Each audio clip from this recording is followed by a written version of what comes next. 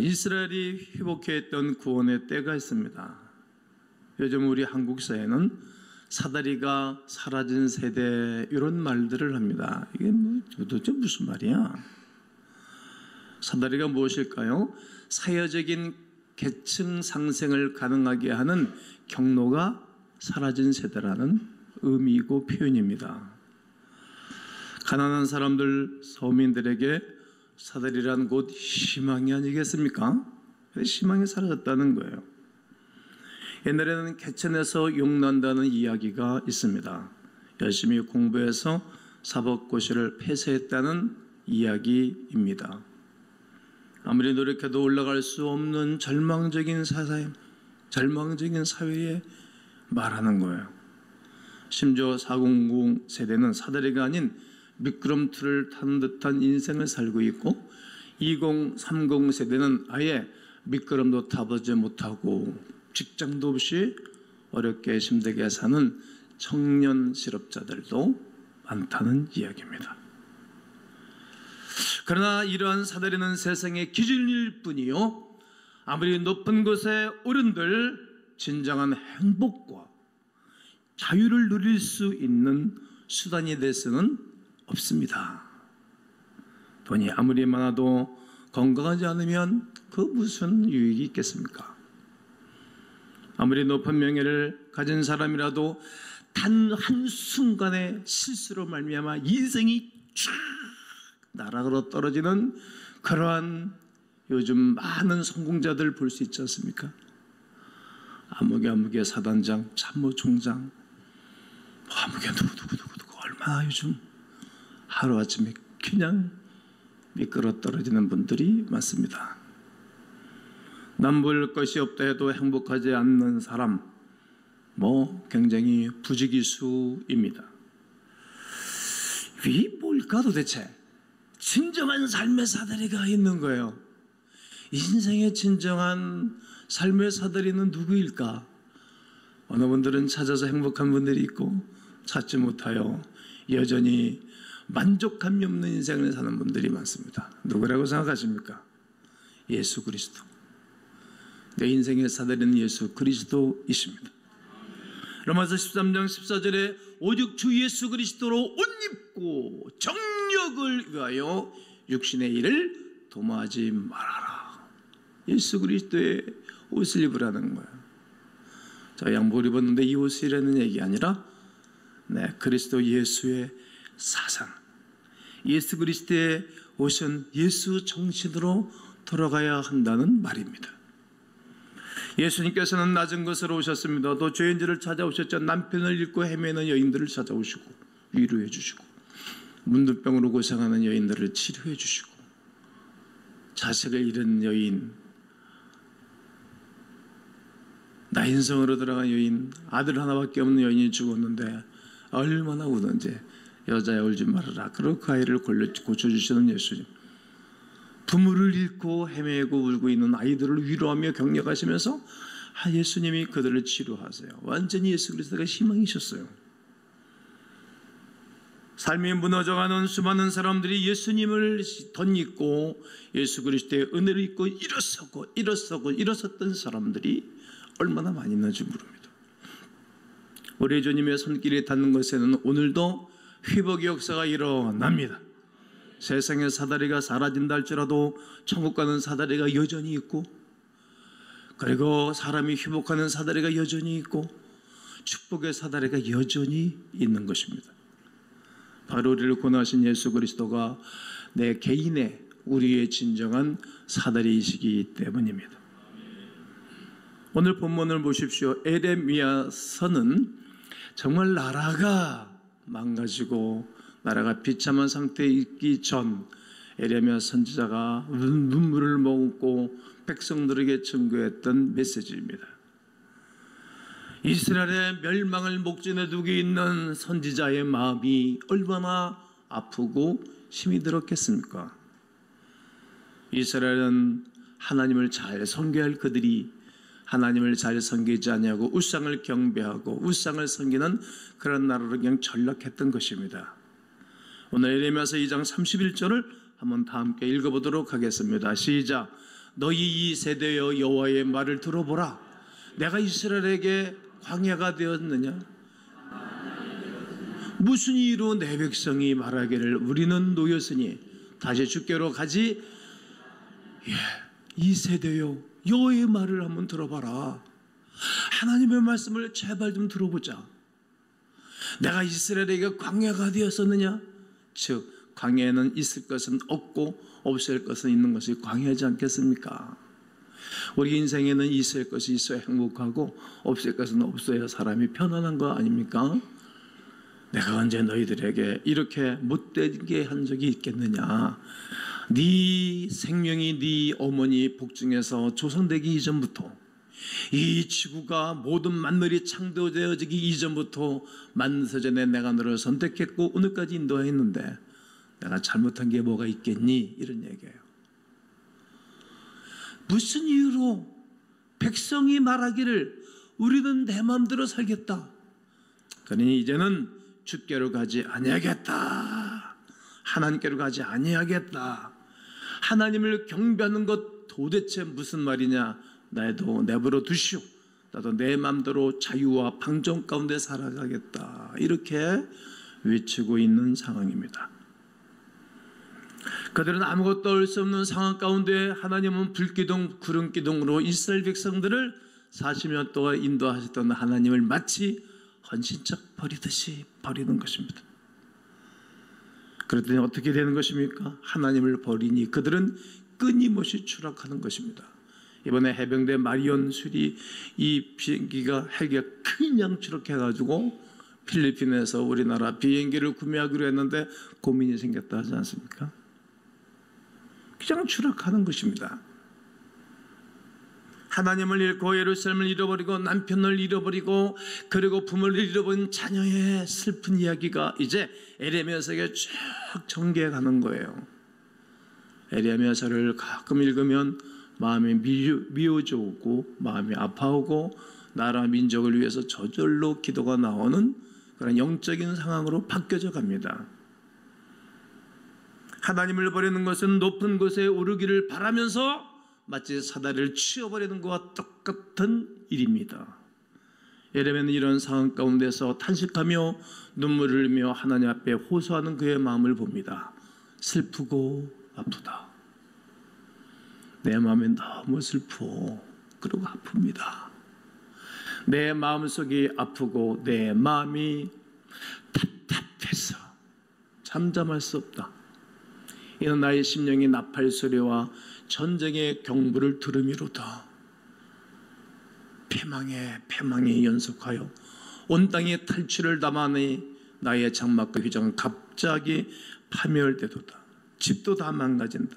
내가 저 깃발을 보며 나팔 소리 듣기를 어느 때까지 할꼬. 내 백성은 나를 알지 못하는 어리석은 자요 뿐만 아니라 지각이 없는 미련한 자식이라. 악을 행하기에는 너무나 똑똑하고 지각이 있고 선을 행하기에는 너무 무지하도다.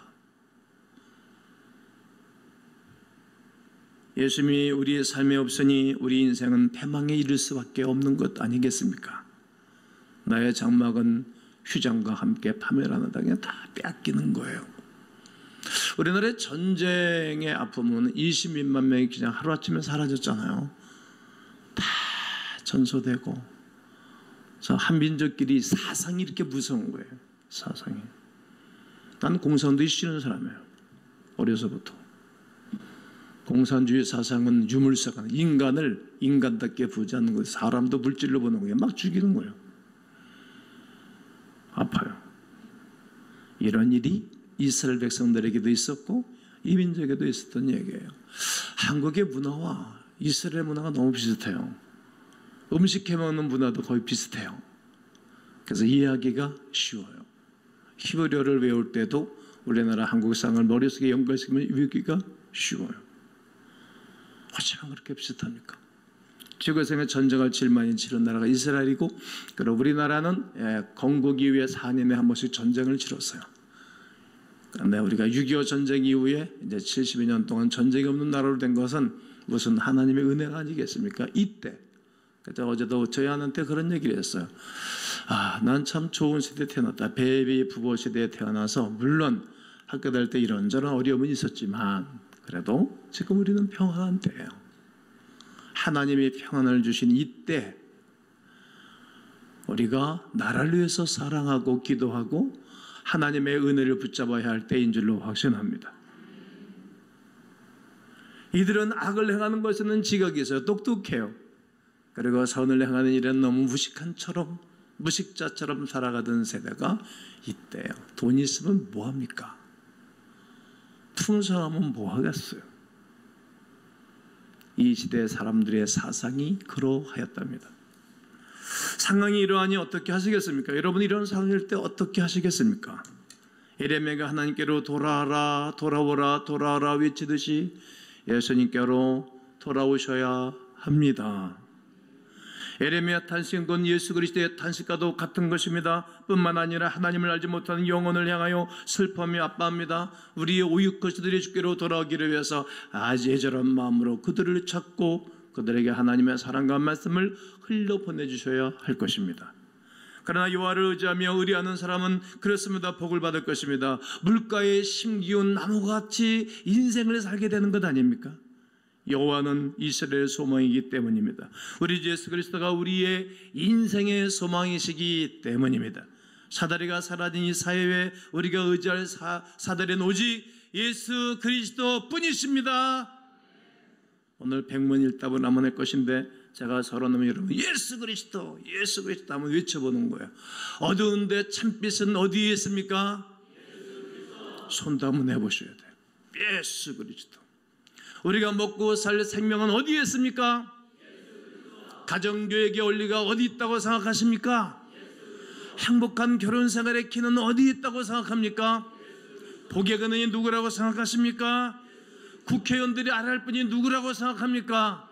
모든 교사들이 알아야 할 분이 누구입니까? 태어난 아이들마다 누가 누구를 불러야 되겠습니까? 교육의 목표가 무엇입니까? 남북 통일의 길을 누가 갖고 있습니까? 나라 국왕의 원리가 어디 있습니까? 경제 원리는 어디 있다고 생각하십니까? 진리 어디에 있습니까? 진짜 생명은 어디에 있습니까? 마지막 심판 때는 누가 우리의 심판주가 되시겠습니까? 한 사람 한 사람의 생명의 불씨가 되어야 하는데 이 해결을 누가 하시겠습니까? 예수 그리스도 그분이 하셔야 됩니다.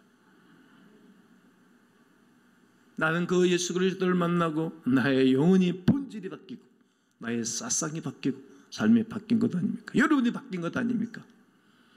예수 그리스도는 창조주이시기 때문입니다. 난 그리스도가 여러분들의 삶의 지표요 그리고 하나님의 때를 맞추는 거룩한 은혜가 있기를 주의 이름으로 선포합니다. 진정한 두 번째 사다리는 기도하는 것입니다. 캐나다는 습이 우거진 것으로 아주 유명합니다. 그 나라는 인구가 우리나라보다 한층 적은데 땅은 크고 그리고 나무들만 딱 벌목해서 먹고서라도 아무것도 안 하고 먹고서라도 100년은 산다는 거예요. 놀라지도 않으시네. 좋은 나라예요. 근데 북부 지역에 벌목을 해가지고 그 벌목한 나무를 다 한강에다가 띄워서 강에다가 띄워가지고 하류에 가게 되어준 제재소가 있는데 그걸로 내려놓으면 쫙 기계를 쌓고 그 나무들을 이렇게 선별해가지고 파는 것입니다. 근데 이게 나무를 내려보내는 가운데 나무들이 얽히 섞여가지고 복잡한데 이것에 다 로드잼이라고 그래요. 로드잼. 다 걸려 있는 거예요. 근데 그게 쉽다는 거예요. 근데 그 벌목을 해서 이 나무를 운반하는 분들이 이렇게 다녀보면 문제가 생기지 않는다 그래요. 어느 한 나무가 꽉 틀어막혀 있는데 그 나무를 킹핀이라고 해요. 킹이라는 왕이라는 얘기잖아요. 그 핀 하나가 딱 걸려 있는데 요거 하나만 딱 제껴서 다리만 딱 잡으면 탁 내려가지고 쫙 풀려가지고 운반하는데 문제가 안 생기다는 거예요. 여러분 우리가 이 땅을 살아가면서 개인적으로 기업도 가정도 문제가 생길 때가 있어요. 핀 하나만 딱 정리하면 쫙 날아간다고. 그게 인생의 기도하는 거예요. 하나님 우리의 삶 속에 무엇이 필요한지 너무 잘 알아요. 저는 아들 하나, 딸 하나, 저는 이제 며느리가 생겨서 가족이 늘었어요. 그들의 문제가 거기다가 알아요. 기도 제목을 알아요.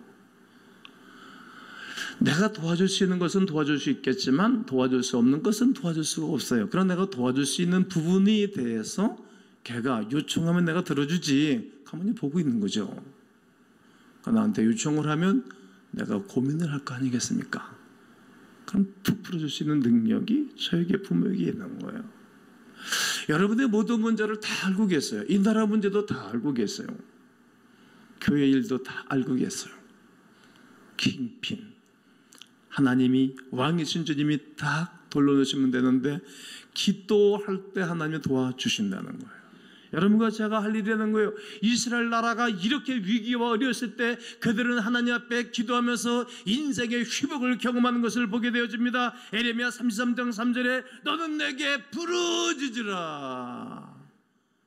내가 내게 응답하겠고 내가 알지 못하는 그거 은밀한 일을 내게 보일 것이라고. 복을 회복하는 방법이 오로지 기도하는 거예요. 내 인생이 얽힌 모든 문제를 해결하는 길은 예수 그리스도의 이름으로 기도하는 길입니다. 말씀에 의지하여 기도할 때 하나님은 놀라운 일들을 행하시는 것입니다. 오늘까지 과금교회 역사했던 하나님, 오늘까지 여러분들 가운데 역사했던 그 하나님은 마음에 쏜 기도 제목을 들으시며 역사하셨던 그 하나님의 은혜가 또다시 임할 것입니다. 오늘 33장 6절로 8절에 보면 그러나 보라 내가 이성을 치료하며 기도하는 사람들에게 성읍을 치료한다는 거예요. 고쳐낫게 하고 평안과 진실이 풍성함을 그들에게 나타낼 것이고, 우리 교회 교인들의 특징이 평안하다 그러잖아요. 좋은 거죠. 그리고 진실이 있는 거예요. 그리고 풍성함이 있는 것입니다. 그리고 유다의 포로와 이스라엘의 포로를 돌아오게 하며 포로 잡혀갔던 사람들이 돌아오면 얼마나 다 좋아할 것 아니겠어요? 그들을 처음과 같이 세울 거다. 처음까지 세울 거다. 내가 그들을 내게 범한 그 모든 죄악에서 정하게 하며 죄악에서 정하게 하며 내게 범하여 행한 모든 죄악을 사하게 될 거다. 첫째는 기도할 때 성읍이 치료된다. 기도할 때 포로들이 돌아오게 된다. 기도할 때 죄악이 사함을 받는다는 거예요. 우리가 입으로 모든 걸 하잖아요. 이쁜 여성이 있으면 남자는 마음을 열게 하고 그냥 사랑합니다. 결혼해 주십시오. 뭐 이러면 그날 여성들의 가슴이 콩닥콩닥콩닥 뛴다 그러잖아요. 다 지나가서 잊어먹었습니까? 그럼 물어보지도 않은데 친구 때 전화해가지고 말이야 얘기하고 그러잖아요. 입으로 다 하는 거예요. 입으로. 구원도 입으로 받고 축복도 입으로 하고 저주도 입으로 받는 거예요. 말 한마디에 천냥빚도 갚는다 하지 않습니까? 말 잘하면 천냥빚을 다 탕감받을 수도 있는 거예요.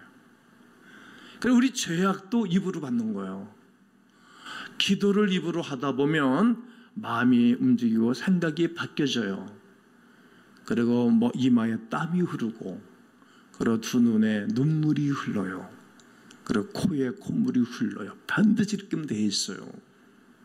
입으로 기도하면서 죄악도 용서받는 것입니다. 그리고 마침내 하나님의 때 카이로스의 은혜가 임하는 거예요. 하나님의 은혜가 임해요. 우리가 여러분들 중에 기도하다가 은혜 받은 분들이 많잖아요. 기도하고 받은 은혜 옛날에 제가 그런 설교를 했어요. 그 설교를 한번 다시 해보고 싶어요. 기도하면 하나님의 때가 임해요. 성경은 기도하라고 하신 말씀이 얼마나 많이 있는지 몰라요. 창세기에 아브라함도 기도하고 하나님의 은혜를 받고, 그의 아들 이삭도 경건과 기도하다가 은혜를 받고, 그의 아들 야곱은 늘 기도하면서 은혜를 받고, 그의 아들 요셉은 기도할 수밖에 없는 상황이 되어져서 그는 기도하다가 받은 은혜가 너무 많고 애굽에 내려가서 총리 대신이 되어주는 복같이 이루고 그 자기의 민족을 전체를 살려내는 거예요. 그래도 기도 안 하시겠어요? 그래도 새벽에 안 나오시겠어요? 그건 알아서 사셔요. 저는 22살에 주님을 만나고 22살부터 오늘까지 새벽 예배를 하는 거예요. 목사가 돼서 새벽 예배하는 게 아니라 22살 때서부터 정말 처절했어요. 저는 공부하면서 코피를 터져본 적은 없어요. 그래서 저는 교회 다니면서 코피를 쏟았어요. 그런데 행복했어요. 왜? 하나님의 은혜, 하나님의 때가 도리한 것을 경험하기 때문이죠. 뭐라고 또 말씀하시는가 보십시오. 9절에 이 성읍이 세계 열방 앞에서 나의 기쁨이 될 것이고, 기쁨의 이름, 세계 가운데 기쁨의 이름이 된다는 거예요. 우리나라에 대해서 학자들이 연구를 했다 그러잖아요. 전 세계 사람들이 와가지고 대한민국을 연구를 했는데, 이 나라가 잘 살아갈 이유가 전혀 없는 나라, 전쟁의 패국에서, 그리고 자원이 없는 나라. 그런데 어떤 일이냐, 이게 나라가 들썩들썩 하잖아요, 분위기가. 근데 이 나라는 알 수 없는 어떤 기운이 있다. 알 수 없는 기운이 있다. 그게 뭐예요? 우리가 기도 운동하면 기도를 뜨겁게 하고 눈물 콧물 쏟고 되면 힘이 나서, 그 기운이 뭡니까? 기운이 하나님의 성령의 역사하심인 줄을 고백할 수밖에 없습니다. 이 나라의 민족 이삭은 기운이 흐른다는 거예요. 하나님의 거룩한 백성들이 있는 그곳에, 하나님의 백성들이 있는 곳에 하나님은 당신의 기쁨이 있는 것입니다. 하나님이 이 민족을 축복하시고 계신 것을 고백하는 것입니다. 모든 나라 백성들이 베푼 복을 들을 것이고, 이 성읍에 베푼 모든 복과 모든 평안으로 말미암아 두려워하며 떨 것이다. 요즘은 대한민국을 두려워 떠는 사람들이 많잖아요. 변함없이 아메리칸 드림이지만 코리안 드림, 전 세계 사람들이 오고 싶어하는 나라가 됐지 않습니까? 이거 어디시다? 하나님이 이때의 구원의 역사를 이루기 위하여 이끌어 가시는 줄로 고백하셔야 됩니다. 놀라운 구원의 때가 이르는 것입니다. 세계 모든 열방 중에서 하나님께 복을 받은 백성이 되도록 하나님이 역사하시겠다는 약속을 이루신 것입니다. 그렇습니다. 하나님 우리에게 주시는 것이 있습니다. 따라해 보실까요? 하나님께서는 우리에게 지혜를 주시는 분이십니다. 너희 중에 누구든지 지혜가 부족하거든 모든 사람에게 후유 주시고 꾸짖지 않으시는 하나님께 구하라, 그러면 주신다는 거예요. 또 하나님은 성취하시는 분이십니다. 성취하시는 분, 이를 행하시는 여호와, 그것을 만들어 성취하시는 여호와, 성취하시는 분이십니다. 또 하나님께서는 응답하시는 분이십니다. 어떻게? 너 내게 부르짖으라, 그가 비밀한 모든 것을 네게 보여줄 것이고 나는 네게 뭐 할 것이다? 응답하겠고. 우리가 한 일은 그냥 하나님 약속을 붙잡고 하나님께 기도하는 것입니다. 요즘 제자반 식구들에게 제가 미션을 줬습니다. 기도 제목을 함께 나누고 새벽 예배 나와서 기도하고, 그리고 정각 12시 2분 전입니까? 변함없이 제자반 식구들에게 쫙 총무가 날리죠. 기도 제목을 함께 하나씩 보면서 웃죠. 그 시간에 짧게 기도하는 거예요. 저녁에 기도하고 잠자리 전에. 하나님은 이미 다 준비해 놓으셨어요. 다 미리 계획해 놓으셨어요. 그러다가 여호와 이래 그렇게 말씀하죠. 다만 당신의 이름을 부르고 기도하는 사람들에게 하나님이 촛대를 옮기세요. 하나님의 은혜를 베풀어 주시는 것입니다.